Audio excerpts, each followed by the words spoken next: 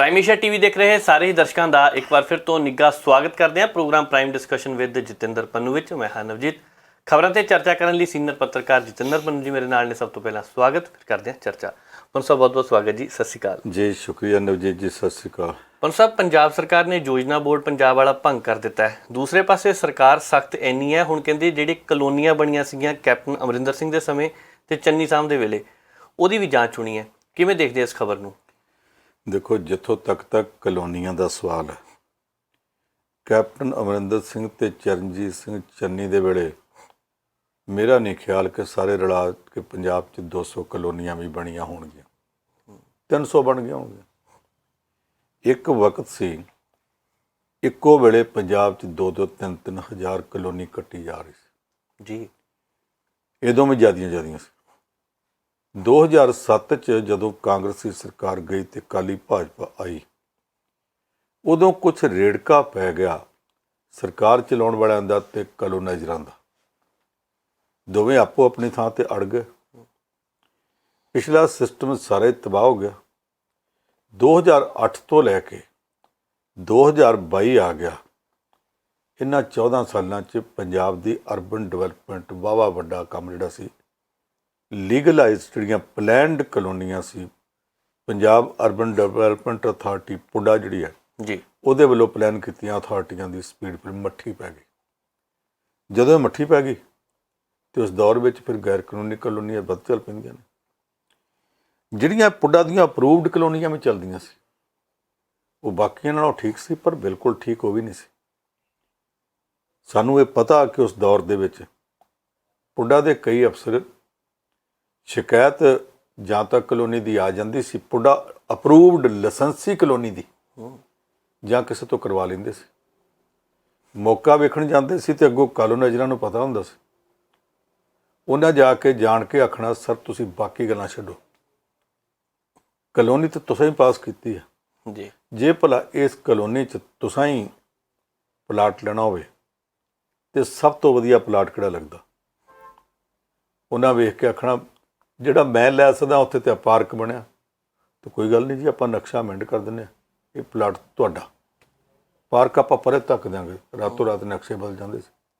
ਇਹ ਵੀ ਕੁਝ ਹੁੰਦਾ ਸੀ, ਵੇਖਦੇ ਰਹੇ।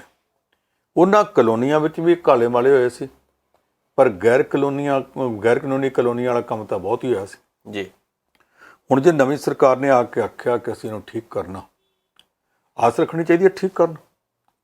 ਸਾਰੀਆਂ ਜਿੱਥੇ ਇੱਥੇ ਕਲੋਨੀਆਂ ਬਣੀਆਂ ਉਹਨਾਂ ਨੂੰ ਕਹਿ ਦੇਣ ਕਿ ਇੰਨੇ ਸਮੇਂ ਦੇ ਅੰਦਰ ਤੁਸੀਂ ਕਲੋਨੀਆਂ ਡਿਵੈਲਪ ਵੀ ਕਰਨੀਆਂ, ਕੰਮ ਕਰਨਾ, ਲੋਕਾਂ ਨੂੰ ਕਬਜ਼ਾ ਵੀ ਦੇਣਾ। ਹੁਣ ਤਾਂ ਸੁਪਰੀਮ ਕੋਰਟ ਵੀ ਇਸ ਗੱਲ 'ਤੇ ਬਹੁਤ ਸਖਤ ਹੈ ਕਿ ਜਿਹੜੇ ਵਾਅਦੇ ਕੀਤੇ ਗਏ ਖਰੀਦਦਾਰਾਂ ਨਾਲ, ਉਹਨਾਂ ਨੂੰ ਉਸ ਟਾਈਮ 'ਤੇ ਕਬਜ਼ਾ ਵੀ ਦਿਓ, ਉਹਨਾਂ ਪੈਸਾ ਖਰਚਿਆ। ਦੂਜਾ ਸਵਾਲ ਹੈ ਪਲੈਨਿੰਗ ਬੋਰਡ ਦਾ। ਪੰਜਾਬ ਸਰਕਾਰ ਦਾ ਪਲੈਨਿੰਗ ਬੋਰਡ ਜਿੰਨੇ ਕੁ ਸਾਲਾਂ ਤੋਂ ਅਸੀਂ ਵੇਖਦੇ ਨੇ, ਪਿਛਲੇ 35-40 ਸਾਲਾਂ ਤੋਂ, ਇਹਨੇ ਪਲੈਨਿੰਗ ਦਾ ਕੰਮ ਘੱਟ ਕੀਤਾ। ਬੰਦਿਆਂ ਦੀਆਂ ਐਡਜਸਟਮੈਂਟਾਂ ਕਿ ਫਲਾਨਾ ਬੰਦਾ ਫਲਾਣਾ ਥਾਂ ਐਡਜਸਟ ਕਰ ਦਿਓ। ਜਿਹੜੇ ਅਫਸਰ ਸਨ ਪਲੈਨਿੰਗ ਬੋਰਡ ਨਾਲ ਜੁੜੇ, ਉਹ ਕੰਮ ਕਰਦੇ ਰਹੇ ਜੀ। ਜਿਹੜੇ ਬਾਹਰਲੇ ਬੰਦੇ ਨਾਲ ਜੁੜੇ ਜਾਂਦੇ ਸੀ, ਉਹ ਕੰਮ ਕਰਨ ਲਈ ਨਹੀਂ ਸੀ ਹੁੰਦਾ। ਰਾਜਨੀਤੀ 'ਚੋਂ ਜਿੰਨਾ ਚਿਰ ਵਿਹਲੇ ਆ, ਅਸੈਂਬਲੀ ਮੈਂਬਰ ਨਹੀਂ ਬਣ ਸਕੇ, ਮੰਤਰੀ ਨਹੀਂ ਬਣ ਸਕੇ, ਸਰਕਾਰੀ ਕੋਠੀ ਵੀ ਚੰਡੀਗੜ੍ਹ 'ਚ ਚਾਹੀਦੀ ਹੈ, ਭੱਤੇ ਵੀ ਚਾਹੀਦੇ, ਕਾਰ ਵੀ ਚਾਹੀਦੀ ਹੈ, ਉਹਦੇ ਵਿੱਚ ਐਡਜਸਟ ਕਰ ਦਿੰਦੇ ਸੀ। ਮੈਂ ਕਈ ਨਾਮ ਦੱਸ ਸਕਦਾ। ਜਿੱਥੋਂ ਤੱਕ ਪੰਜਾਬ ਦੇ ਪਲੈਨਿੰਗ ਦਾ ਸਵਾਲ ਸੀ, ਯੋਜਨਾਬੰਦੀ ਦਾ ਸਵਾਲ ਸੀ, ਉਹਦੇ ਵਿੱਚ ਜੋ ਕਰਨਾ ਚਾਹੀਦਾ ਸੀ ਨਹੀਂ ਕੀਤਾ। ਇਹ ਕਹਿਣਗੇ ਜੀ ਐਡੇ ਅਸੀਂ ਹਾਈਵੇ ਬਣਾਤੇ, ਇੰਨੀਆਂ ਸੜਕਾਂ ਬਣਾਤੀਆਂ। ਬਿਲਕੁਲ ਬਣਾਤੀਆਂ। ਇਹਦੇ 'ਚ ਤੁਹਾਡਾ ਯੋਗਦਾਨ ਘੱਟ ਆ, ਵਰਲਡ ਬੈਂਕ ਦਾ, ਕੇਂਦਰ ਸਰਕਾਰ ਦਾ ਵੱਧ ਹੈ। ਤੁਹਾਡਾ ਯੋਗਦਾਨ ਇਹ ਆ ਕਿ ਤੁਸੀਂ ਕਿਸੇ ਵੀ ਸੜਕ 'ਤੇ ਚੱਲ ਜਾਓ, ਗੱਡੀ ਸਮੂਥ ਨਹੀਂ ਚੱਲਦੀ। ਭਜਾ ਜਿੰਨੀ ਮਰਜ਼ੀ ਲਓ, 160 ਤੇ 180 ਤੇ ਵੀ ਭਜਾ ਲਓ। ਜੇ ਤੁਸੀਂ 60 ਤੇ ਜਾਂਦੇ ਤਾਂ ਵੀ ਗੱਡੀ ਐਂ ਕਰਦੀ ਜਾਂਦੀ, ਐਂ ਡਾਂਸ ਕਰਦੀ ਹੈ ਜੀ। 160 ਤੇ ਜਾਓ ਤੇ ਹੋਰ ਜ਼ਿਆਦਾ ਕਰਦੀ ਹੈ। ਇਹਦੇ ਨਾਲ ਦੀਆਂ ਸੜਕਾਂ 6 ਲੇਨ ਤੇ 4 ਲੇਨ ਅਸੀਂ ਵਿਦੇਸ਼ਾਂ 'ਚ ਵੇਖੀਆਂ। ਡੈਸ਼ਬੋਰਡ ਦੇ ਉੱਤੇ ਕਾਫੀ ਦਾ ਕੱਪ ਰੱਖ ਦਿਓ, ਆਪ ਬਰਗਰ ਖਾਂਦੇ ਜਾਓ, ਕੱਪ 'ਚ ਪਈ ਕਾਫੀ ਨਹੀਂ ਹਿਲਦੀ। ਬਰਗਰ ਖਾਂਦਿਆਂ ਵਿੱਚੋਂ ਘੁੱਟ ਭਰੀ ਦੀ ਫਿਰ ਡੈਸ਼ਬੋਰਡ 'ਤੇ ਰੱਖ ਦਈਦਾ ਜੀ। ਤੁਹਾਡੀਆਂ ਸਾਰੀਆਂ ਸੜਕਾਂ ਡਾਂਸ ਕਰਦੀਆਂ ਤੇ ਕਰਾਉਂਦੀਆਂ ਨੇ।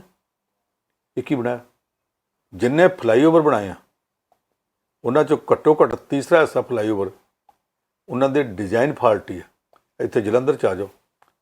6 ਫਲਾਈਓਵਰ ਤਾਂ ਤੁਹਾਡੇ ਇੱਥੇ ਜਲੰਧਰ 'ਚ ਮੈਂ ਦੱਸ ਦਿਨਾਂ ਗਲਤ ਬਣੇ, ਬਣਾਉਣ ਲੱਗਾ ਡਿਜ਼ਾਈਨ ਹੀ ਗਲਤ ਬਣਿਆ, ਪਤਾ ਨਹੀਂ ਕਿਹੜੇ ਬੰਦਿਆਂ ਤੋਂ ਬਣਵਾਏ। ਹੁਣ ਉਹ PAP ਵਾਲੇ ਦਾ ਫਿਰ ਸਿਆਪਾ ਪਿਆ ਫਿਰਦਾ, ਇੱਧਰ ਤੋੜੋ ਜੀ ਉੱਧਰ ਬਣਾ ਦਿਓ। ਪਹਿਲਾਂ ਅਕਲ ਕਿੱਥੇ ਗਈ ਸੀ? ਇਹ ਜਿਹੜੇ ਪਲੈਨਿੰਗ ਬੋਰਡ ਨੇ ਕੰਮ ਕਰਨੇ ਸੀ ਇਹਨਾਂ ਨੇ ਕੀਤੇ ਨਹੀਂ। ਹੁਣ ਨਵੀਂ ਸਰਕਾਰ ਆ ਕੇ ਜੇ ਪਲੈਨਿੰਗ ਬੋਰਡ ਤੋੜ ਕੇ ਨਵਾਂ ਪਲੈਨਿੰਗ ਬੋਰਡ ਬਣਾਉਣ ਲੱਗੀ ਹੈ ਤੇ ਖਿਆਲ ਇਸ ਗੱਲ ਦਾ ਰੱਖਣਾ ਚਾਹੀਦਾ ਕਿ ਪਲੈਨਿੰਗ ਬੋਰਡ ਵਿੱਚ ਉਹ ਆਉਣ ਜਿਨ੍ਹਾਂ ਨੂੰ ਪਤਾ ਪਲੈਨਿੰਗ ਕੀ ਹੁੰਦੀ ਆ। ਇਹ ਨਾ ਹੋਵੇ ਲਿਹਾਜੀ ਬੰਦੇ ਆ ਜਾਣ, ਕੋਈ ਇੱਥੋਂ ਪਹੁੰਚ ਕਰਾ ਲੇ, ਕੋਈ ਦਿੱਲੀੋਂ ਕਰਾ ਲੇ, ਤੇ ਇੱਥੇ ਬੈਠੇ ਇਹ ਚਿੱਟੇ ਹਾਥੀਆਂ ਦਾ ਅੱਡਾ ਬਣਿਆ ਰਵੇ। ਇਹ ਨਹੀਂ ਰਹਿਣਾ ਚਾਹੀਦਾ। ਇਸ ਪਲੈਨਿੰਗ ਬੋਰਡ ਤੋਂ ਪੰਜਾਬ ਦੀ ਪਲੈਨਿੰਗ, ਪੰਜਾਬ ਦੀ ਯੋਜਨਾਬੰਦੀ ਦਾ ਉਹ ਕੰਮ ਲਿਆ ਜਾਣਾ ਚਾਹੀਦਾ ਜਿਹੜੇ ਕੰਮ ਵਾਸਤੇ ਆਖਰ ਇਹ ਪਲੈਨਿੰਗ ਬੋਰਡ ਬਣਾਇਆ ਗਿਆ ਸੀ। ਆਸ ਤੇ ਰੱਖ ਸਕਦੇ ਹਾਂ। ਬਾਕੀ ਜਦੋਂ ਨਵਾਂ ਪਲੈਨਿੰਗ ਬੋਰਡ ਨਵੀਂ ਲਿਸਟ ਸਾਹਮਣੇ ਆਵੇਗੀ ਫਿਰ ਗੱਲ ਕਰਾਂਗੇ ਜੀ। ਪੰਜ ਸਾਹਿਬ, ਅਗਲੀ ਖਬਰ ਦਿੱਲੀ ਤੋਂ ਆ। ਯੈਸ ਬੈਂਕ ਤੇ ਰਾਣਾ ਕਪੂਰ ਨੇ ਇਹ ਦੋਸ਼ ਲਗਾਇਆ ਕਿ ਬੀਬੀ ਪ੍ਰਿੰਕਾ ਗਾਂਧੀ ਤੋਂ ਪੇਂਟਿੰਗ ਖਰੀਦਣ ਲਈ ਮਜਬੂਰ ਕੀਤਾ ਗਿਆ ਸੀਗਾ। ਇਹ ਲੰਬੇ ਸਮੇਂ ਬਾਅਦ ਗੱਲ ਨਿਕਲੀ ਹੈ। ਹੁਣ ਬੈਂਕ ਦਾ ਪਹਿਲਾਂ ਰੌਲਾ ਸੀਗਾ, ਬਹੁਤ ਸ਼ੇਅਰ ਥੱਲੇ ਟੇਪੇ ਸੀਗੇ, ਹੁਣ ਕਹਾਣੀ ਕੀ ਹੈ ਪੂਰੀ? ਯੈਸ ਬੈਂਕ ਡੁੱਬਿਆ ਪਿਆ ਜੀ। ਡੁੱਬਿਆ ਕਿਹਨਾਂ? ਰਾਣਾ ਕਪੂਰ ਨੇ ਆਪਣੀਆਂ ਧੀਆਂ ਦਾ ਕਾਰੋਬਾਰ ਚਮਕਾਉਣ ਵਾਸਤੇ 30,000 ਕਰੋੜ ਰੁਪਈਆ ਉਹਨਾਂ ਨੂੰ ਕਰਜ਼ਾ ਪਾਤਾ। ਉਹਦੇ ਵਿੱਚੋਂ 20,000 NPA ਕਰਤਾ, ਨਾਨ ਪਰਫਾਰਮਿੰਗ ਅਸੈਟ, ਜਿਹੜਾ ਮੁੜਨਾ ਨਹੀਂ, ਜਿਹੜਾ ਕਿਸ ਕੰਮ ਵੀ ਨਹੀਂ ਹੈ। ਇਹ 20,000 ਕਰੋੜ ਰੁਪਈਆ 1 ਲੱਖ ਕਰੋੜ ਦਾ 5ਵਾਂ ਹਿੱਸਾ ਹੁੰਦਾ ਜੀ। ਇੰਨਾ ਪੈਸਾ ਆਪਣੀਆਂ ਧੀਆਂ ਵਾਸਤੇ ਦੇ ਕੇ ਤੇ ਬੈਂਕ ਨੂੰ ਡੋਬ ਦਿਓ ਤੇ ਮੁੜ ਕੇ ਪਰਿਵਾਰ ਸਮੇਤ ਭੱਜੋ ਤੇ ਰਾਹ 'ਚੋਂ ਪੁਲਿਸ ਫੜੇ। ਇਹ ਸਾਰਾ ਕੁਝ ਕੀਤਾ ਕਰਾਇਆ। ਇਸ ਗੱਲ ਨਾਲ ਤਾਂ ਪਰਦੇ ਨਹੀਂ ਢੱਕੇ ਜਾਣੇ ਕਿ ਤੁਸੀਂ ਪ੍ਰਿਯੰਕਾ ਗਾਂਧੀ ਦੇ ਉੱਤੇ ਦੋਸ਼ ਲਾ ਦਿਓਗੇ। ਹੁਣ ਪ੍ਰਿਯੰਕਾ ਗਾਂਧੀ ਤੇ ਦੋਸ਼ ਕੀ ਲੱਗਦਾ? ਕਹਿੰਦੇ ਸੀ ਮੁਰਲੀ ਦੋਇੜਾ ਹੁੰਦਾ ਸੀ ਕੇਂਦਰ ਦਾ ਮੰਤਰੀ, ਉਹ ਸਾਨੂੰ ਇਸ ਗੱਲ ਵਾਸਤੇ ਦਬਾਉਂਦਾ ਰਿਹਾ ਕਿ ਤੁਹਾਡਾ ਫਲਾਨਾ ਪ੍ਰੋਜੈਕਟ ਫਲਾਨਾ ਤੁਹਾਡਾ ਇਹ ਸਾਰੇ ਅਸੀਂ ਪਾਸ ਕਰ ਦਿਆਂਗੇ। ਤੁਸੀਂ ਇੱਕ ਕੰਮ ਕਰੋ ਕਿ ਮਕਬੂਲ ਫਿਦਾ ਹੁਸੈਨ ਦੀ ਇੱਕ ਪੇਂਟਿੰਗ ਉਹਨੇ ਪ੍ਰਿਯੰਕਾ ਗਾਂਧੀ ਨੂੰ ਗਿਫਟ ਕੀਤੀ ਹੈ, ਤੁਸੀਂ 2 ਕਰੋੜ ਰੁਪਏ 'ਚ ਖਰੀਦ ਲਓ। ਕਹਿੰਦੇ ਅਸੀਂ ਲੈਣਾ ਨਹੀਂ ਸੀ ਚਾਹੁੰਦੇ, ਪਰ ਸਾਡੇ ਉੱਤੇ ਇੰਨਾ ਦਬਾਅ ਪਾਇਆ ਗਿਆ ਕਿ ਅਖੀਰ ਸਾਨੂੰ ਮਜਬੂਰ ਹੋ ਕੇ 2 ਕਰੋੜ ਦੀ ਖਰੀਦਣੀ ਪਈ। ਤੇ ਨਾਲ ਸਾਨੂੰ ਇਹ ਵੀ ਆਖਿਆ ਗਿਆ ਕਿ ਜੇ ਤੁਸੀਂ ਇਹ ਪੇਂਟਿੰਗ ਖਰੀਦ ਲਓਗੇ ਨਾ ਤੇ ਤੁਹਾਨੂੰ ਕੇਂਦਰ ਸਰਕਾਰ ਤੋਂ ਪਦਮ ਭੂਸ਼ਣ ਅਵਾਰਡ ਦਵਾ ਦਾਂਗੇ। ਹੁਣ ਜਿਹੜੀ ਭਾਰਤੀ ਜਨਤਾ ਪਾਰਟੀ ਉਹ ਕਹਿੰਦੇ ਆ ਜੀ ਕਾਂਗਰਸ ਦੀਆਂ ਸਰਕਾਰਾਂ ਵੇਲੇ ਕੇਂਦਰ ਸਰਕਾਰ ਦੇ ਅਵਾਰਡ ਪਦਮ ਸ਼੍ਰੀਆਂ ਤੇ ਪਦਮ ਭੂਸ਼ਣ ਸੌਦੇਬਾਜ਼ੀ ਵਿੱਚ ਵੇਚੇ ਜਾਂਦੇ ਰਹੇ। ਇੱਦਾਂ ਦੇ ਦੋਸ਼ ਕੱਲ੍ਹ ਨੂੰ ਇਹਨਾਂ ਤੇ ਵੀ ਲੱਗ ਸਕਦੇ ਆ ਜੀ। ਕਈ ਇਹੋ ਜਿਹੇ ਲੋਕਾਂ ਨੂੰ ਵੀ ਦੇ ਦਿੱਤੇ ਇਹਨਾਂ ਨੇ ਜਿਨ੍ਹਾਂ ਦਾ ਨਾਂ ਸੁਣ ਕੇ ਲੋਕੀ ਹੱਸ ਪੈਂਦੇ। ਦਿੱਤੇ ਗਏ ਨੇ ਲਿਹਾਜੀ ਬੰਦਿਆਂ ਨੂੰ ਇਹਨਾਂ ਨੇ ਵੀ ਦਿੱਤੇ, ਲਿਹਾਜੀਆਂ ਨੂੰ ਉਹਨਾਂ ਨੇ ਵੀ ਦਿੱਤੇ ਸੀ। ਬਹੁਤ ਸਾਰੇ ਉਹ ਆ ਜਿਹੜੇ ਹੱਕਦਾਰ, ਉਹਨਾਂ ਨੂੰ ਉਹਨਾਂ ਦੇ ਵੇਲੇ ਵੀ ਨਹੀਂ ਮਿਲੇ, ਇਹਨਾਂ ਦੇ ਵੇਲੇ ਵੀ ਨਹੀਂ ਮਿਲੇ। ਇਹਦਾ ਮਤਲਬ ਇਹ ਨਹੀਂ ਕਿ ਸਾਰੇ ਪਦਮ ਸ਼੍ਰੀ ਗਲਤ ਹੋ ਗਏ, ਇਹਦਾ ਮਤਲਬ ਇਹ ਨਹੀਂ ਕਿ ਸਾਰੇ ਪਦਮ ਭੂਸ਼ਣ ਗਲਤ ਹੋ ਗਏ। ਕਈ ਠੀਕ ਵੀ ਨੇ, ਪਰ ਠੀਕ ਹੁੰਦਿਆਂ ਵੀ ਬਹੁਤ ਸਾਰੇ ਉਹ ਆ ਜਿਹੜੇ ਉਹਨਾਂ ਦੇ ਵੇਲੇ ਗਲਤ ਮਿਲੇ ਸੀ, ਬਹੁਤ ਸਾਰੇ ਉਹ ਆ ਜਿਹੜੇ ਇਹਨਾਂ ਦੇ ਵੇਲੇ ਗਲਤ ਮਿਲਦੇ ਪਏ ਆ। ਲੋਕੀ ਚਰਚਾ ਕਰਦੇ ਨੇ, ਸਾਨੂੰ ਤਾਂ ਨਹੀਂ ਪਤਾ, ਅਸੀਂ ਉਹਨਾਂ ਬੰਦਿਆਂ ਨੂੰ ਨਿੱਜੀ ਤੌਰ 'ਤੇ ਜਾਣਦੇ, ਲੋਕੀ ਚਰਚਾ ਕਰਦੇ ਨੇ। ਪਰ ਜੇ ਇਸ ਪੇਂਟਿੰਗ ਦੇ ਨਾਲ ਅਵਾਰਡ ਨੂੰ ਬੰਨ੍ਹਿਆ ਹੋਵੇ ਤਾਂ ਗਲਤ ਹੈ। ਅਜੇ ਤੱਕ ਪ੍ਰਿਯੰਕਾ ਗਾਂਧੀ ਦਾ ਜਵਾਬ ਇਹ 'ਤੇ ਨਹੀਂ ਹੈ। ਕਾਂਗਰਸੀਆਂ ਨੇ ਆਖਿਆ ਕਿ ਸਾਡੀ ਪਾਰਟੀ ਦੇ ਲੀਡਿੰਗ ਪਰਿਵਾਰ ਨੂੰ ਬਦਨਾਮ ਕਰਨ ਦੀ ਕੋਸ਼ਿਸ਼ ਕੀਤੀ ਗਈ। ਕੋਸ਼ਿਸ਼ ਕੌਣ ਬੰਦਾ ਕਰ ਰਿਹਾ? ਜਿਹੜਾ ਆਪ ਮੰਨਦਾ ਕਿ 30,000 ਕਰੋੜ ਰੁਪਈਆ ਆਪਣੀਆਂ ਧੀਆਂ ਨੂੰ ਮੈਂ ਕਰਜ਼ਾ ਦੇਤਾ ਬੈਂਕ 'ਚੋਂ, ਕਿਉਂਕਿ ਬੈਂਕ ਦਾ ਮੁਖੀ ਮੈਂ ਸਾਂ, ਬੈਂਕ ਦਾ ਮੋਢੀ ਮੈਂ ਸਾਂ। ਉਸ 30,000 ਕਰੋੜ 'ਚੋਂ 10,000 ਕਰੋੜ ਰੁਪਈਆ ਉਹਨਾਂ ਨੂੰ ਆਖਿਆ ਜੀ ਮੋੜ ਦਿਆਂਗੇ ਤੇ 20,000 ਕਰੋੜ ਰੁਪਈਆ NPA ਕਰਕੇ ਵੱਟੇ ਖਾਤੇ 'ਚ ਪਾ ਦਿੱਤਾ ਜੀ। ਜਿਹੜੇ ਬੰਦੇ ਨੇ ਅਜੇ ਤੱਕ ਵਿਜੇ ਮਾਲਿਆ ਦੇ ਤੇ 8-9,000 ਕਰੋੜ ਦਾ ਰੌਲਾ ਪਾਈ ਜਾਂਦੇ ਆ, ਉਹ ਵਿਦੇਸ਼ ਬੈਠਾ, ਉਹਨੂੰ ਲਿਆਉਣ ਰਹੇ ਹੋ। ਇੱਥੇ 20,000 ਕਰੋੜ ਤੋਂ ਵੱਧ ਦੀ ਠੱਗੀ ਕਰਕੇ ਬੈਂਕ ਦਾ ਬੇੜਾ ਕਰਨ ਵਾਲਾ, ਉਹਨੂੰ ਡੋਬ ਦੇਣ ਵਾਲਾ ਬੰਦਾ ਜਿਹੜਾ, ਉਹ ਅੱਜ ਉੱਠ ਕੇ ਤੇ ਇਹ ਆਖੇ ਕਿ ਮੈਂ 2 ਕਰੋੜ ਦੀ ਪੇਂਟਿੰਗ ਖਰੀਦੀ ਸੀ। ਇਹ 2 ਕਰੋੜ ਜਿਹੜਾ ਇਹ 20,000 ਕਰੋੜ ਤੋਂ ਵੱਡਾ ਹੁੰਦਾ। ਇਸ 2 ਦੇ ਨਾਲ 4 ਲਾਓ, ਫਿਰ ਜਾ ਕੇ 20,000 ਕਰੋੜ ਬਣਦਾ। ਤੇ ਉਹਨਾਂ ਨੇ ਆਪਣੀ 20,000 ਕਰੋੜ ਦੀ ਜਿਹੜੀ ਕਮਜ਼ੋਰੀ ਆ ਉਹਨੂੰ ਲੁਕਾਉਣ ਵਾਸਤੇ ਮੌਕੇ ਦੀ ਸਰਕਾਰ ਨੂੰ ਸਿਆਸੀ ਕਿੜਕੜਨ ਦਾ ਮੌਕਾ ਦਿੱਤਾ। ਉਸ ਸਿਆਸੀ ਕਿੜਕੜਨ ਦਾ ਮੌਕਾ ਦੇ ਕੇ ਆਪਣੇ ਵਾਸਤੇ ਲਿਹਾਜ਼ ਪਾੜੇ। ਇਹ ਵੀ ਗੱਲ ਉਨੀ ਗਲਤ ਆ ਜਿੰਨੀ ਦੂਸਰੇ ਪਾਸੇ ਆ। ਜੇ ਗਿਫਟ ਮਿਲ ਗਿਆ ਸੀ ਤੇ ਪ੍ਰਿਯੰਕਾ ਗਾਂਧੀ ਨੂੰ ਇਹ ਗਿਫਟ ਵੇਚਣ ਦਾ ਇਮਰਾਨ ਖਾਨ ਵਾਲਾ ਫਾਰਮੂਲਾ ਭਾਰਤ ਵਿੱਚ ਨਹੀਂ ਸੀ ਵਰਤਣਾ ਚਾਹੀਦਾ। ਜੇ ਸੱਚਮੁੱਚ ਪ੍ਰਿਯੰਕਾ ਗਾਂਧੀ ਨੇ ਵਰਤਿਆ ਹੋਵੇ, ਸੱਚਮੁੱਚ ਇਹ ਪੇਂਟਿੰਗ ਗਿਫਟ ਹੋਈ ਹੋਵੇ ਤੇ ਪ੍ਰਿਯੰਕਾ ਗਾਂਧੀ ਦੇ ਘਰ ਤੋਂ ਰਾਣਾ ਕਪੂਰ ਦੇ ਘਰ ਤੱਕ ਚਲੀ ਗਈ ਹੋਵੇ ਤੇ ਫਿਰ ਸਾਬਤ ਤਾਂ ਹੋ ਜਾਣਾ ਕਿ ਉੱਥੋਂ ਮੁਫਤ ਏਡੀ ਵੱਡੀ ਪੇਂਟਿੰਗ ਗਈ ਨਹੀਂ।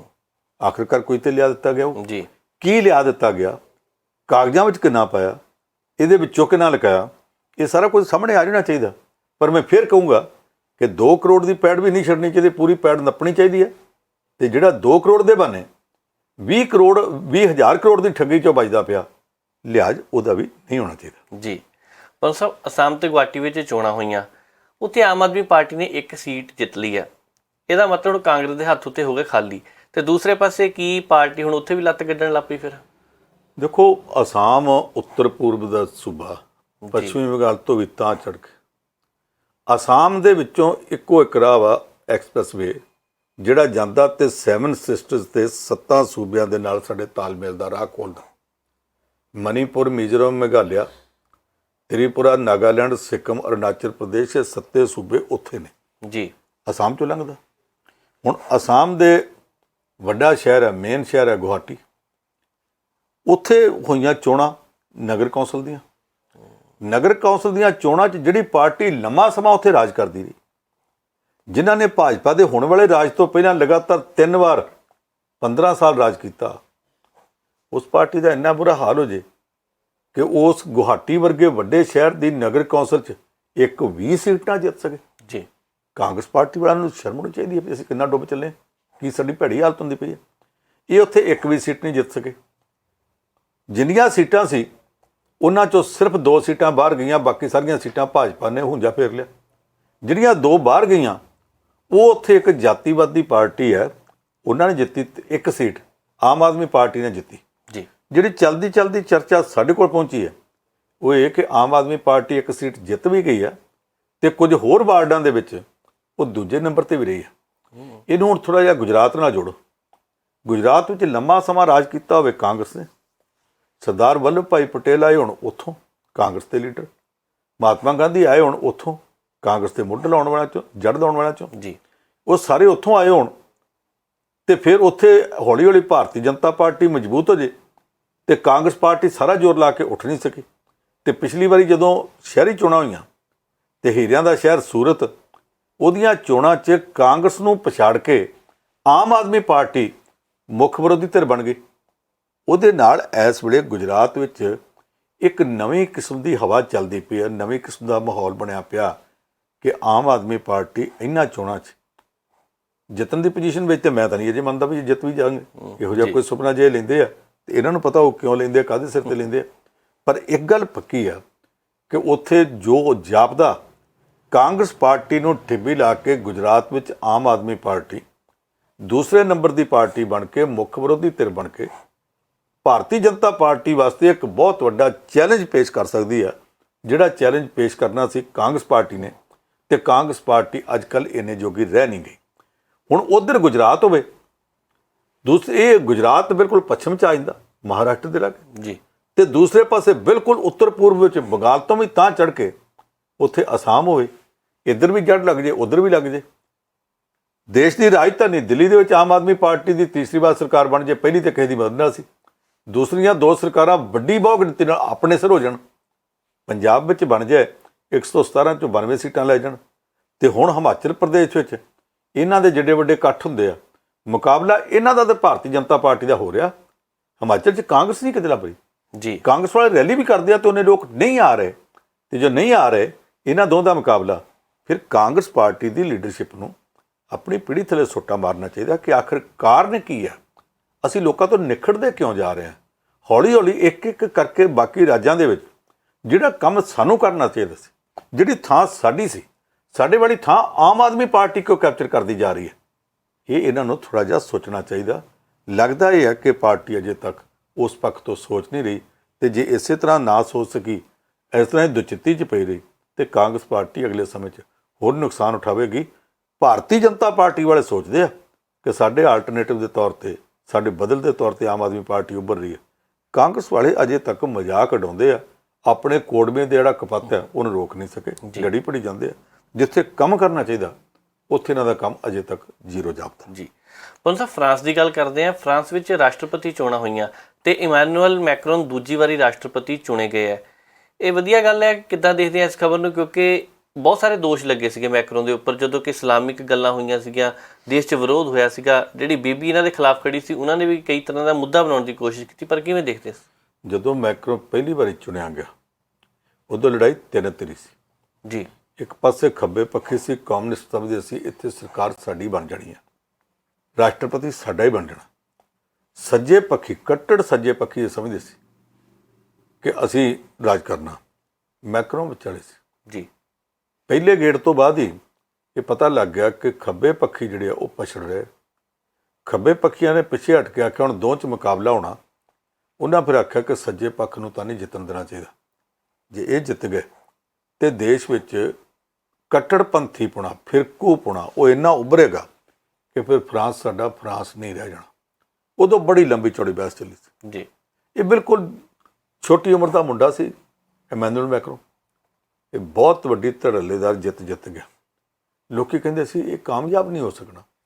ਇਹਦੇ ਪਰਿਵਾਰ ਦੀਆਂ ਕਹਾਣੀਆਂ ਬਹੁਤ ਪਾਈਆਂ ਗਈਆਂ ਕਿ ਆਪਣੇ ਟੀਚਰ ਨਾਲ ਵਿਆਹ ਕਰਾਇਆ, ਫਲਾਣ ਕੀਤਾ, ਬਹੁਤ ਕੁਛ ਆਖਿਆ ਗਿਆ। ਇਹਦੀ ਪਤਨੀ ਜਿਹੜੀ ਆ ਉਹਦੀ ਤੇ ਧੀ ਇਸ ਰਾਸ਼ਟਰਪਤੀ ਨਾਲੋਂ, ਜਿਹੜਾ ਉਹਦਾ ਪਤੀ ਹੈ, ਆਪਣੇ ਪਤੀ ਨਾਲੋਂ ਉਹਦੀ ਧੀ ਵੱਡੀ ਹੈ। ਬਹੁਤ ਗੱਲਾਂ ਉਦੋਂ ਬਣਾਈਆਂ ਗਈਆਂ। ਇਹਦੇ ਬਾਵਜੂਦ ਲੋਕਾਂ ਨੇ ਕੋਈ ਪਰਵਾਹ ਨਹੀਂ ਸੀ ਕੀਤੀ। ਉਹਨਾਂ ਨੇ ਜਿਤਾ ਦਿੱਤਾ ਸੀ ਕਿਉਂਕਿ ਲੋਕ ਫਰਾਂਸ ਦੇ ਸਮਝਦੇ ਸੀ ਨਾ ਕੱਟੜਪੰਥੀ ਪੁਣਾ ਸਾਨੂੰ ਚਾਹੀਦਾ, ਨਾ ਅਸੀਂ ਇਸ ਵੇਲੇ ਖੱਬੇ ਪੱਖ ਵਾਲੇ ਪਾਸੇ ਜਾ ਸਕਦੇ ਹਾਂ। ਦੇਸ਼ ਭਜਾਉਣਾ ਤੇ ਦੇਸ਼ ਨੂੰ ਸੈਂਟਰਿਸਟ ਸੋਚ, ਉਹ ਸੋਚ ਚਲਾ ਸਕਦੀ ਹੈ ਜਿਹੜੀ ਸਿਰਫ ਨੈਸ਼ਨਲਿਜ਼ਮ ਤੇ ਖੜੀ ਹੋਵੇ। ਸਭ ਤੋਂ ਵੱਡੀ ਗੱਲ ਇਹ ਹੈ ਕਿ ਕੱਟੜਪੰਥੀ ਪੁਣੇ ਨੂੰ ਅਸੀਂ ਹਰਾ ਕੇ ਦੇਸ਼ ਬਚਾ ਲਈਏ। ਉਹਨਾਂ ਨੇ ਵੋਟਾਂ ਪਾਤੀਆਂ, ਜਿਤਾ ਦਿੱਤਾ। ਇਹਨੇ ਪਿਛਲੇ ਸਮੇਂ ਜਿੱਦਾਂ ਕੰਮ ਕੀਤਾ, ਖਾਸ ਤੌਰ ਤੇ ਜਦੋਂ ਕੁਝ ਮੌਕੇ ਇਹੋ ਜਿਹੇ ਆਏ ਇਸਲਾਮਿਕ ਅੱਤਵਾਦੀਆਂ ਨੇ ਜਾ ਕੇ, ਇਸਲਾਮਿਕ ਅੱਤਵਾਦੀ ਦਾ ਮਤਲਬ ਇਹ ਨਹੀਂ ਕਿ ਇਸਲਾਮ ਅੱਤਵਾਦੀ ਨਹੀਂਗਾ, ਪਰ ਇਸਲਾਮ ਦੇ ਨਾਂ ਤੇ ਅੱਤਵਾਦ ਕਰਨ ਵਾਲਿਆਂ ਨੇ ਉੱਥੇ ਜਾ ਕੇ ਵਾਰਦਾਤਾਂ ਮੁੜ ਕੀਤੀਆਂ।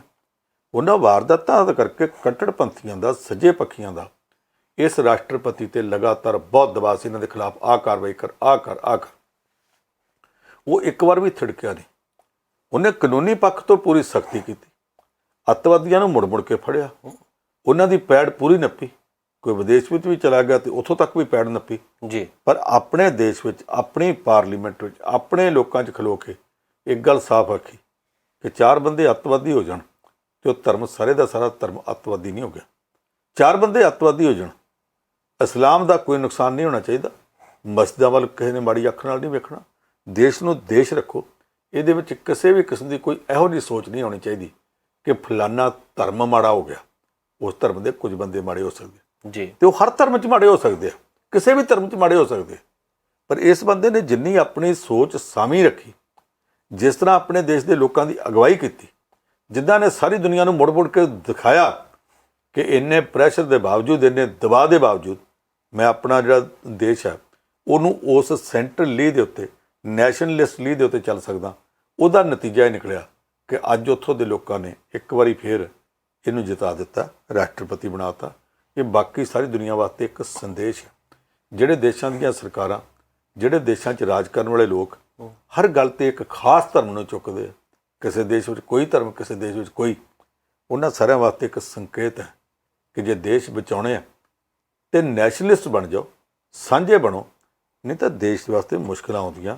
ਮੈਕਰੋਨ ਨੇ ਜਿਹੜਾ ਰਸਤਾ ਵਿਖਾਇਆ ਉਹ ਰਸਤਾ ਬਾਕੀ ਥਾਵਾਂ 'ਤੇ ਵੀ ਵਰਤਿਆ ਜਾ ਸਕਦਾ। ਜੀ।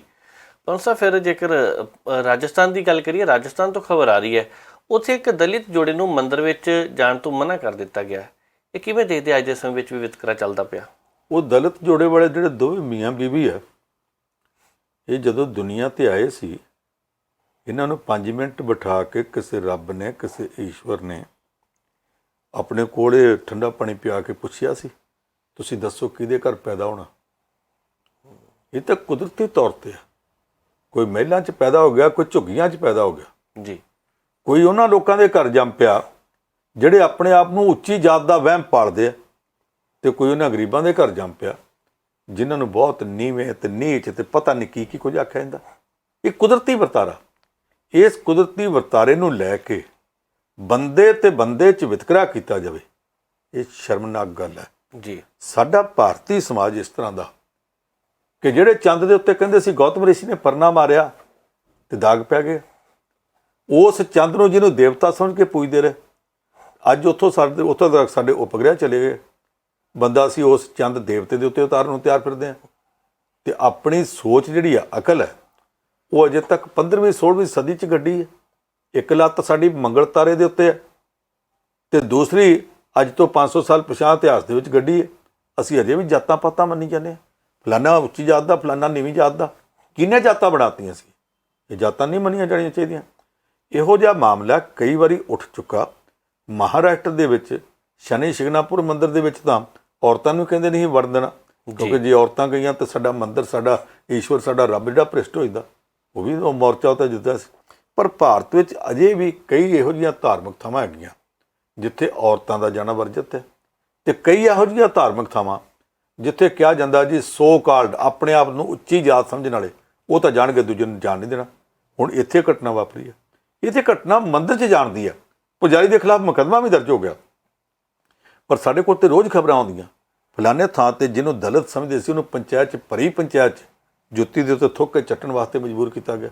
ਕਦੇ ਕੋਈ ਇੱਕ ਵੀ ਖਬਰ ਆਈ ਹੈ ਕਿ ਆਪਣੇ ਆਪ ਨੂੰ ਉੱਚੀ ਜਾਤ ਸਮਝਣ ਵਾਲੇ ਕਿਸੇ ਬੰਦੇ ਨੂੰ ਆਖਿਆ ਗਿਆ ਥੁੱਕਿਆ ਚੱਟ? ਇਹ ਸਿਰਫ ਦਲਿਤਾਂ ਨਾਲ ਹੀ ਕਿਉਂ ਹੁੰਦਾ ਪਿਆ? ਇਹ ਕਦੇ ਉਹਨਾਂ ਦੀ ਬਰਾਤ ਰੋਕੀ ਜਾਂਦੀ ਹੈ। ਕੱਲ੍ਹ ਇੱਕ ਖਬਰ ਆਈ ਸੀ ਕਿ ਪਿੰਡ ਦੇ ਵਿੱਚ ਉਹ ਸ਼ਾਇਦ ਮੱਧ ਪ੍ਰਦੇਸ਼ ਜਾਂ ਉੱਤਰ ਪ੍ਰਦੇਸ਼ ਦੀ ਸੀ ਕਿ ਉੱਥੇ ਜਿਹੜੇ ਉੱਚੀ ਜਾਤ ਵਾਲੇ ਉਹਨਾਂ ਦੇ ਘਰੋਂ ਤੇ ਲਾਗੇ ਲੰਘਣ ਲੱਗਿਆ ਦਲਿਤ ਪਰਿਵਾਰਾਂ ਦੀਆਂ ਔਰਤਾਂ ਨੂੰ ਆਪਣੀ ਜੁੱਤੀ ਲਾ ਕੇ ਹੱਥ 'ਚ ਫੜਨੀ ਪੈਂਦੀ ਹੈ। ਇਹ ਵਿਤਕਰੇ ਸਾਰੇ ਦੂਰ ਹੋਣੇ ਚਾਹੀਦੇ ਆ, ਬੰਦੇ ਨੂੰ ਬੰਦਾ ਸਮਝਣਾ ਚਾਹੀਦਾ। ਫਾਲਤੂ ਇਹ ਸਾਰੀਆਂ ਗੱਲਾਂ ਰੋਕੀਆਂ ਜਾਣੀਆਂ ਚਾਹੀਦੀਆਂ। ਜੇ ਅੱਜ ਵੀ ਛੂਤ ਚੱਲਦੀ ਹੈ, ਛੂਤ-ਛਾਤ ਚੱਲਦੀ ਹੈ, ਇਹ ਸ਼ਰਮਨਾਕ ਹੈ। ਇਹ 'ਤੇ ਸਖਤੀ ਕੀਤੀ ਜਾਣੀ ਚਾਹੀਦੀ ਹੈ। ਬੰਦੇ ਨੂੰ ਪੰਸਾ ਬੰਦਾ ਨਹੀਂ ਸਮਝਦੇ, ਮਸਲਾ ਇਹੀ ਤਾਂ ਹੈ। ਚਲੋ ਦੁਨੀਆ ਦੇ ਧਿਆਨ ਵਿੱਚ ਆ ਗਿਆ, ਕੋਸ਼ਿਸ਼ ਆ ਲੋਕ ਵੀ ਕਰਨਗੇ ਅੱਗੇ ਕਿ ਆਉਣ ਵਾਲੇ ਸਮੇਂ ਵਿੱਚ ਇਹ ਸਾਰਾ ਵਿਤਕਰਾ ਦੂਰ ਕੀਤਾ ਜਾਏ। ਪਰ ਤੁਸੀਂ ਖਬਰਾਂ 'ਤੇ ਚਰਚਾ ਕੀਤੀ ਹੈ, ਬਹੁਤ ਬਹੁਤ ਧੰਨਵਾਦ ਜੀ।